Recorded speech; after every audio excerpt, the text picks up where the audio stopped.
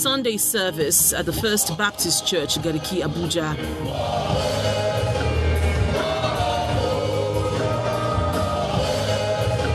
But this is not only a regular Sunday service in this church, it is also a commemorative Thanksgiving service to honor the life and legacy of Dr. Stella Adadevoh, who would have turned 63 years old on Sunday, October 27. Late Dr. Stella Adadevoh died from Ebola virus on August 19, 2014. She is credited with preventing a wider spread of Ebola virus in Nigeria by placing an Ebola patient, Mr. Patrick Sawyer, a Liberian, in quarantine, despite pressures from the Liberian government who wanted the patient to attend a conference in Calabar.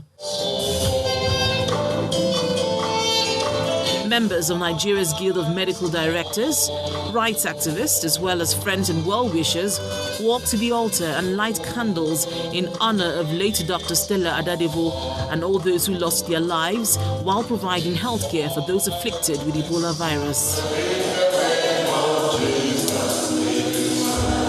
want to thank you because she gave her life for the common good of Nigerians. Thank you, God, because by her action, lives were not destroyed in large numbers in our country. The president of the Guild of Medical Directors and a rights activist tell journalists why it is imperative for the federal government to immortalize the late Dr. Stella Adadevoh.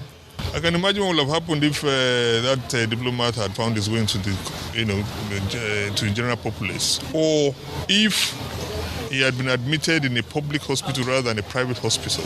As I'm talking to you right now, university students, I was at BUK, and I was asking students there, do you know that Dr. Adadevoh, who is that? This is just 5 years ago. 10 years from now, 20 years from now, nobody might remember her. And that is why we are fighting that she should be given in national honors in accordance with the National Honors Act of 1964. While her loved ones, members of the medical community, and indeed many Nigerians will be remembering the late Dr. Stella Adadevoh on a day which would have been her 63rd birthday. There is also a need for government at all levels to establish proactive mechanisms to tackle potential epidemics before they occur, as well as properly fund the Nigeria Center for Disease Control to be better prepared to prevent, detect, and respond to threats of infectious diseases. Linda Akibe, Channels Television News.